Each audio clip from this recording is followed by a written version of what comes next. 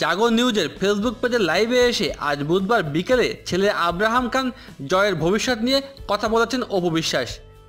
অনুষ্ঠানের এক পর্যায়ে উপস্থাপিকা আমরিন অপু বিশ্বাসের কাছে জানতে চান, আব্রাহামকে আমরা পরবর্তী সুপারস্টার হিসেবে দেখতে পাবো কিনা। এমন প্রশ্নে অপু বলেন, আমি চাই আব্রাহাম হোক পরবর্তী সুপারস্টার, তবে আব্রাহাম কি হবে বা ও কি হতে চায় বা আমরা কি করতে চাই এটা বড় চিন্তার বিষয় নয়। ভাবতে হবে ও কি চায়, আমি ওটাই মূল্যায়ন করব।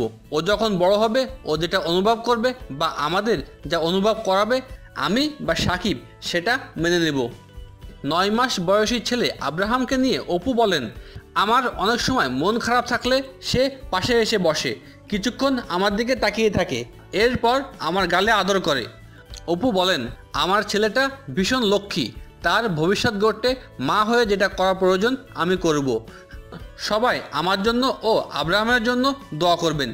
এই অনুষ্ঠানে অপু বিশ্বাসের সঙ্গে উপস্থাপিকা হিসেবে ছিলেন লাট সুন্দরী আমরিন।